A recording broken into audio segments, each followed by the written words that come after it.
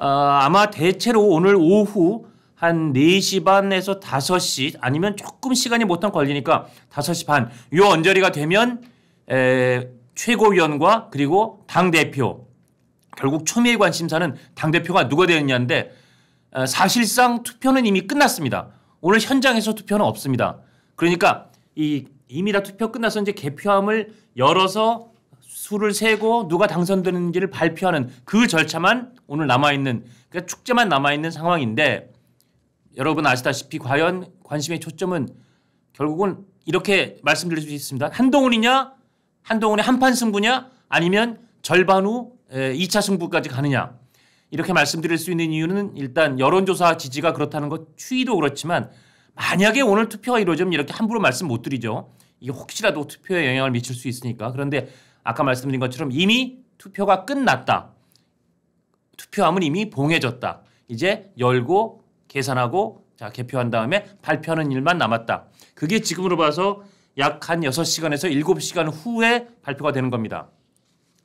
국민의힘 전당대회에 관심을 가지셨던 분들은 그동안 뭐 눈살도 좀 찌푸렸을 것이고 어떨 때는 또 굉장히 재밌는 각 진영의 토론에 관심도 가지셨을 것이고 어떨 때는 또 이렇게 돼서 과연 당정이 파국이 되는 건 아닐까 또 우려도 하셨을 것이고 어떤 분은 이런 여러 가지 고난을 겪어서 결국은 그 병아리가 알에서 부화하듯이 정말 새로운 당으로 혁신할 수 있을 것이다라는 기대감도 가지셨을 겁니다. 과연 오늘 어떻게 될까요? 자, 일단 오늘 국민의힘 전당대회의 결론이 어떻게 될지 그거부터 아예 두 가지씩으로 말씀을 드리겠습니다. 물론 결과는 아무도 모릅니다. 그러나 지금 현재까지 제가 이쪽 저쪽에서 취재해보고 여러 가지 정보를 종합해본 결과로는 저로서는 어대 한의 분위기가 유지됐다 쪽으로 말씀을 드리고 싶습니다. 어대한은 말씀드린 것처럼 어차피 대표는 한동훈인데 그 의미가 조금 바뀐 것 같습니다.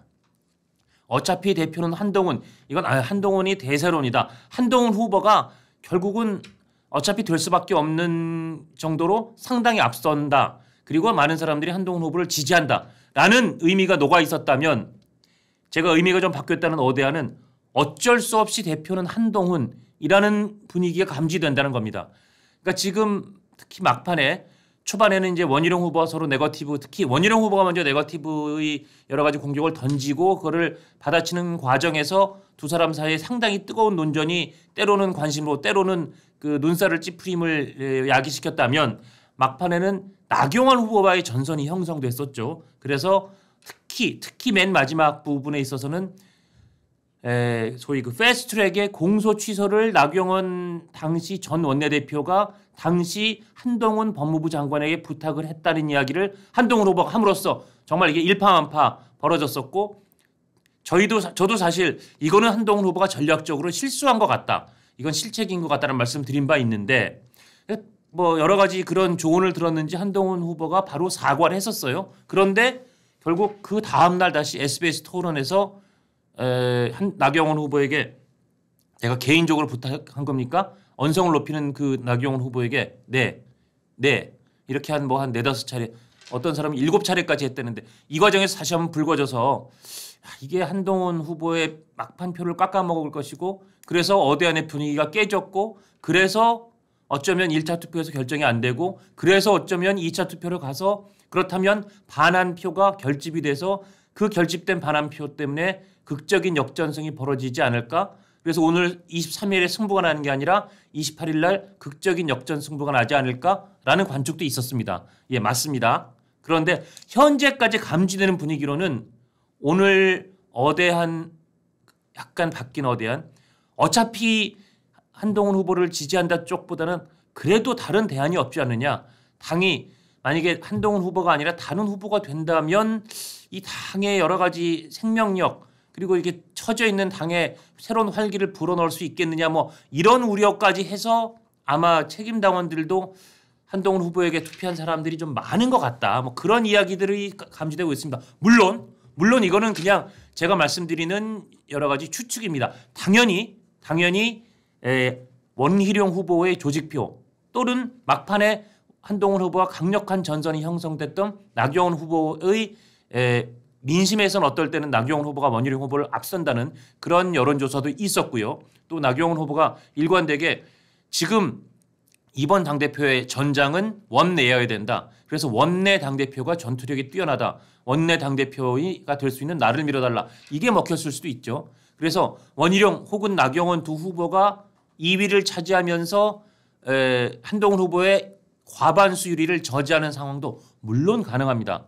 그렇다면 만약에 그렇다면 그 2등이 누가 되느냐에 따라서도 상당히 전선이 새롭게 형성될 것이고 제가 이 말씀도 한번 드린 것 같습니다만 아마도 1차에서 한동훈 후보가 과반을 확보하는 데 실패하는 상황이 발생한다면 그리고 그 2등이 원희룡 후보가 돼서 결선으로 올라가는 상황이 된다면 아마도 나경원 후보는 원희룡 후보를 지지해 주세요 라고 단정적으로 얘기하기보다는 저를 지지해 주신 많은 당원 동지 여러분께 감사드리고 당원 동지 여러분의 현명한 판단에 맡기겠습니다 라는 정도 취지의 느슨한 연대 내지는 나는 뭐 이쯤 하겠다라고 해서 이 결선 투표를 좀 방기하는 그런 스탠스도 예측 가능했을 텐데 막판에 한동훈 후보와 나경원 후보 사이에 붙은 이 패스트트랙 공소 취소 논란이 너무 뜨거워져서 아마 나경원 후보가 3등이 되고 원희룡 후보가 2등이 돼서 결선 투표가 생기는 상황이 생긴다면 나경원 후보의 예상보다 강력한 지지가 나올 수 있겠다. 그런 관측도 나옵니다. 그러니까 지금 뭐 물론 아직도 그 어떻게 될지는 두고 봐야 됩니다만 그러나 현재까지 나온 이 예상은 한동훈 후보의 1차 투표 과반 확보가 더 가능성이 아직도 높아 보인다는 쪽으로 가닥이 잡힙니다. 일단 말씀드릴 거는 어제까지 이제 투표가 다 끝났습니다. 오늘은 그냥 개표만 합니다. 모바일 이틀, ARS 이틀에서 총 나흘 동안 진행된 투표율은 한동훈 후보 측은 65%까지 좀 올려주세요 라고 부탁했었죠. 왜냐하면 투표율이 높아질수록 조직보다는 이 바람과 팬덤의 한동훈 후보표가 더 나올 것이다. 당원들 사이에서도. 그렇다면 그 이 바람과 팬덤의 이 표가 더 많이 나올 수 있는 65% 정도의 높은 투표율이 좋겠다라는 그런 희망의 발현이었는데 결론적으로 투표율은 48.5%로 결론 났어요. 과반이 안 됐습니다. 한동훈 후보의 기대치보다 상당히 낮았죠. 이거는 작년 3월 38 전당대회에서 김기현 의원이 당선됐을 때의 55.1%보다도 꽤 내려간 수치입니다. 그래서 일각에서는 이게 굉장히 높은 투표율로 한동훈 후보의 대서론이 그대로 고착화되고 그대로 실현되기를 바랬던 한동훈 후보 측 희망이 좌절된 거 아니야? 어쩌면 조직표가 더 그 위력을 발휘할 수 있는 그런 정도의 투표율이 된 거 아니야? 그런 분석도 나옵니다. 그 분석이 일리가 있을 수도 있습니다. 그러나 또 다른 반론도 있습니다. 뭐냐면요. 사실 작년에 55%를 넘었던 김기현 후보의 당선 당시 전당대회는 그야말로 국회의원들이 왜냐하면 그때는 윤석열 정부의 초반이었고 그다음에 용산 등에서 김기현 후보 당선을 많이 원했고 그리고 1차에서 과반으로 당선시키길 원했고 그래서 국회의원들이 그야말로 영끌하듯이 투표를 독려했답니다. 나와서 투표하고 김기현 후보에 대한 투표에 독려의 의미도 담겨 있었겠죠. 전국적으로 현역 의원들 그리고 조직을 갖고 있는 그 당시엔 친윤의 이 조직 동원 그리고 투표 동료가 아주 강력했는데 이번에는 여러 가지 정보에 따르면 취재해 본 바에 따르면 영남권에서도 한 5-6명 정도의 국회의원 정도가 투표를 독려했지 그 지난 3월 8일처럼 영끌하듯이 투표 동료는 별로 없었다는 겁니다. 아마 그렇기 때문에 그래서 이번에는 그 지난 3월 8일처럼 그 정도의 투표율까지 안 간 것 같다는 반론도 있습니다. 무슨 뜻이냐? 그러니까 이게 그 바람이 덜 불어서 내지는 막판에 한동훈 후보의 여러 가지 좀 설화나 실언에 대한 실망감 때문에 그 대세 바람이 표로 연결되지 않았다는 분석도 가능하지만 그게 아니라 조직을 동원한 투표 동료가 낮아서 그랬다. 그러니까 작년 55.1%가 사실은 너무 높은 투표율이었다. 오히려 그 전에 이준석 당대표를 배출했던 그 전해의 이 전당대회 투표율보다는 오히려 이번 48.59%가 더 높아진 투표율입니다. 그렇기 때문에 이 투표율만 가지고 아 이거는 한동훈 후보에게 불리하겠는데, 아 조직이 동원되겠는데, 아 그러면 야 이거 대세가 꺾인 것 같은데 라고 속단하기는 아직 이른 것 같다는 겁니다. 저는 그래서 뭐 오늘 이제 4시가 지나봐야 알겠고, 내일 제가 뵐 때쯤 어쩌면 제가 뻘쭘할 수도 있고, 아니면 좀 아주 의기양양한 표정으로 거 보세요 제 말씀이 맞았죠, 어느 쪽이 될지 모릅니다만 현재로서는 어차피 대표는 한동훈, 어대한, 그게 아니라 어쩔 수 없이 그래도 대표는 한동훈을 찍는 그런 기류가 있어서 조심스럽게 오늘 1차에서 끝날 가능성이 높다는 그런 뭐 일종의 제 나름대로의 뭐 전망, 예언을 해봅니다.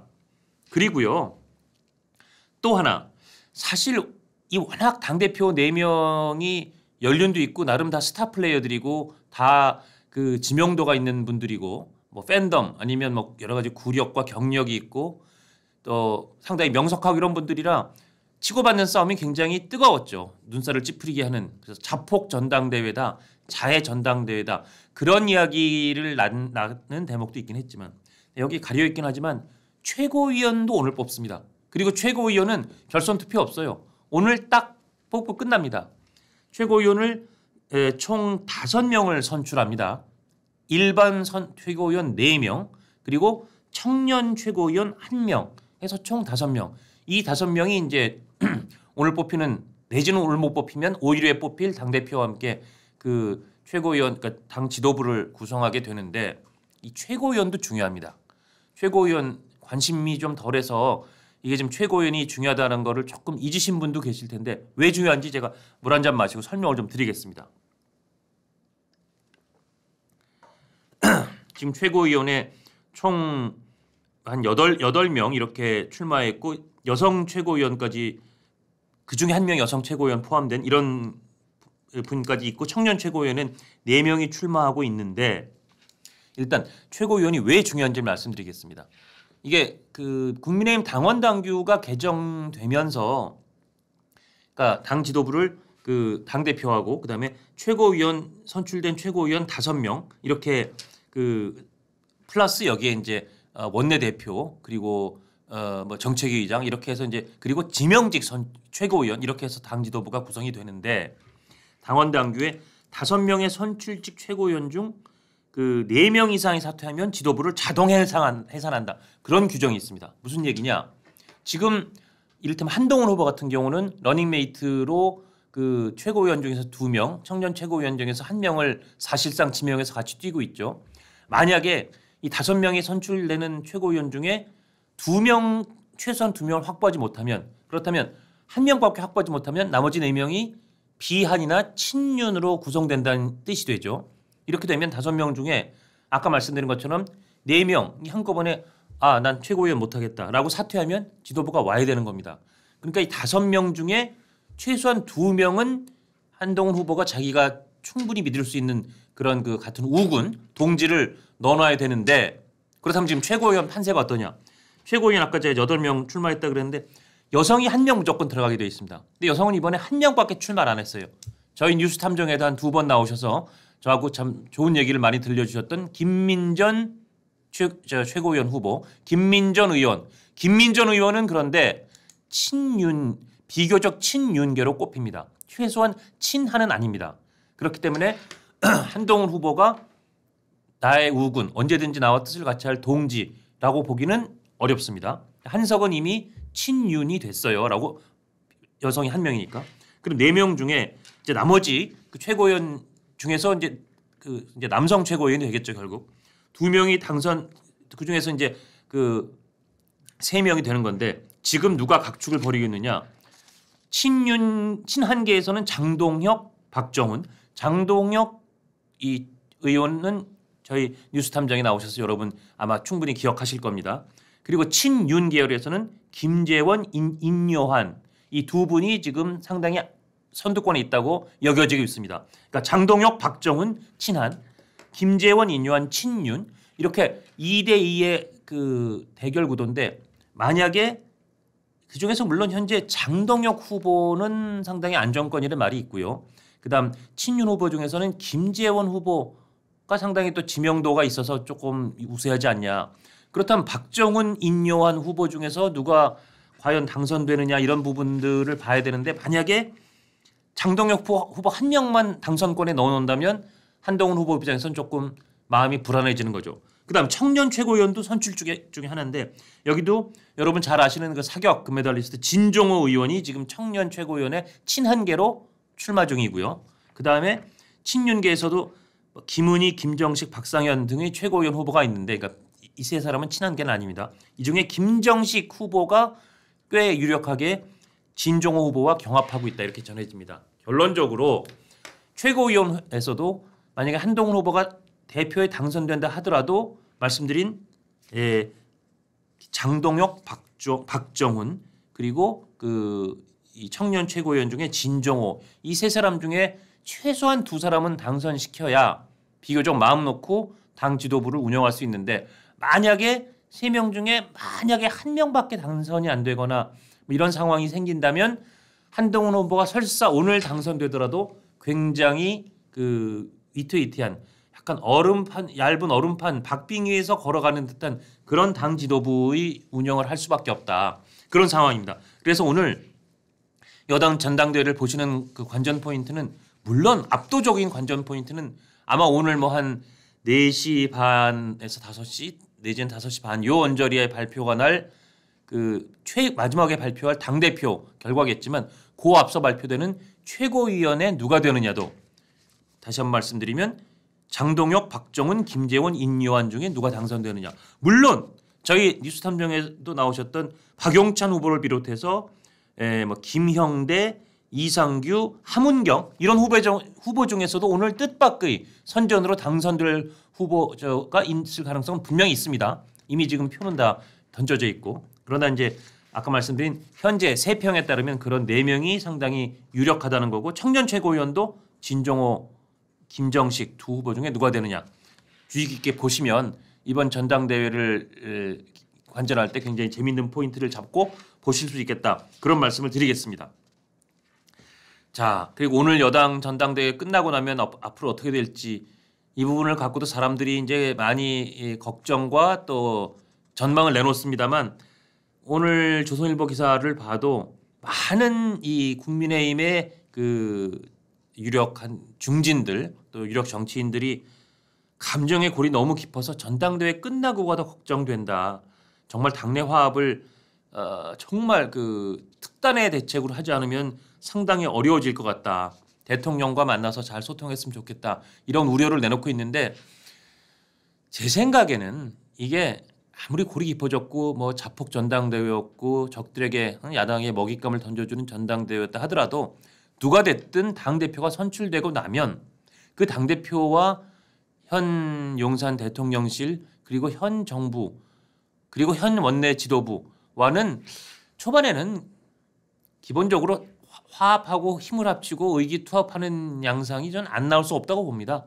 누가 되든 오늘 누가 되든 만약에 친윤이라고 내지는 최소한 비한이라고 꼽히는 후보가 당선되는 아마 그렇다면 그건 오늘이 아니라 28일이 되겠지만 1차에서 원희룡, 나경원 후보가 과반수를 득표할 가능성은 매우 낮은 거로 여겨지니까요. 근데 되든 아니면 한동훈 후보가 되든 그렇게 걱정하는 것처럼 당정과 저는 뭐 당용이라고 하겠습니다. 예전에 당청 그랬는데 용산과의 골이 그렇게 초반부터 깊지는 않을 것이고 김옥균 프로젝트라고 여러분 들어보셨죠? 요새 한참 그게 논란이 됐는데 그러니까 마치 김옥균의 3일 천하처럼 만약에 한동훈 후보가 당선되면 뭐 100일 천하, 뭐 석 달 천하로 그 지도부를 끝낼 수도 있지 않느냐. 그래서 생명력이 오래가지 못하는 것 아니냐라는 주장도 있고 그런 음모론도 있습니다. 그런 음모론도 가능합니다. 그러나 제가 볼 땐 매우 현실 가능성은 낮아 보입니다. 왜냐하면 그렇게 당을 흔들 만큼 지금 초반의 이 윤석열 대통령 임기 초반처럼 그렇게 용산이나 정부의 힘이 강하기가 어렵기 때문입니다. 그리고 지금은 이제 당원들도 과거보다는 현재보다는 미래를 보기 시작하는 그런 상황이기 때문에 누가 당선되든 국민의힘 당 지도부의 그립은 강하게 될 것이다. 그래서 전당대회 후가 너무 걱정된다는 우려는 저는 일단은 기우가 될 것이다. 오늘과 어쩌면 오히려 한 번 더 할 이 전당대회가 아주 무사히 잘 끝나기만 한다면 저는 그럴 것이라고 생각합니다. 자, 그다음에 그 말씀을 좀 드릴게요. 그럼 아까 제가 이제 어차피 대표는 한동훈이 아니라 어쩔 수 없이 대표는 한동훈이라는 기류가 있다는 말씀을 드렸지만 그러나 그 반대로 나경원 원희룡 후보가 결선 진출을 오늘 하고 역전할 수 있다고 보는 그 양쪽의 주장은 뭔지를 좀 한번 짚어드릴게요. 나경원 후보는 일단 아까 말씀도 잠깐 드렸지만 민심에서 여론조사에서 좀 우위에 있다는 주장을 하고 있고 원내에서 이 당대표로서 이 전략적인 대처를 잘할 수 있는 사람은 본인밖에 없다. 물론 윤상현 후보도 원내에 있지만 윤상현 후보는 당선 가능성이 낮은 동메달로 이미 확정된 상황이기 때문에 반면 원희룡 후보는 소위 영남권의 조직표 뭐 누가 봐도 자타가공이라는 친윤 후보로 여겨지니까요. 그 영남권의 조직표에 상당히 기대하면서 마치 아주 지지율이 한 자릿수였던 작년의 김기현 후보가 결국 1차에서 과반을 해냈던 그런 조직의 무서운 위력을 보여줄 수 있을 것이다. 그다음에 또 한동훈 후보의 그 막판 패스트트랙 취소 청탁 내지 부탁 요청을 했다는 나경원 후보 발언을 이렇게 소개했던 그게 당원들의 감정선을 건드렸을 것이다. 이게 한동훈 후보의 어떻게 보면 이 약간 반전의 포인트가 될 수 있지 않을까라는 기대감도 원희룡 나경원 후보 측에선 나오고 있습니다. 그러나 제가 다시 한번 말씀드리지만 낮은 투표율 등을 기반으로 한동훈 후보가 상당히 대세론이 꺾였다는 이 주장 내지는 분석, 관측 일리 있을 수 있습니다만 저는 지금 이 낮은 투표율은 아까도 말씀드린 것처럼 투표 동료가 영남권에서도 한 대여섯 명, 많아야 7명 정도의 의원들만 열심히 했다는 거로 봐서는 그 투표 동료의 영끌 투표 동료가 작년보다 줄어든 영향이 더 크다. 그리고 워낙 큰 차이로 한동훈 후보가 초반부터 계속 리드해 왔다. 그렇다면 오늘 전당대회에 이미 투표는 끝났고 이제 그 개표함을 열고 세고 발표하는 절차만 남은 이 마지막 전당대회 결과는 아마도 지금까지의 대세가 그대로 유지되지 않겠느냐라는 쪽으로 저는 일단 한번 조심스럽게 진단을 해보겠습니다. 이 진단이 맞을지 안 맞을지는 내일 제가 뉴스탐정 시간에 10시에 뵐 텐데 어떤 표정을 갖고 뵙게 될지 한번 내일 말씀드리도록 하겠습니다. 같이 한번 지켜보시죠 뭐.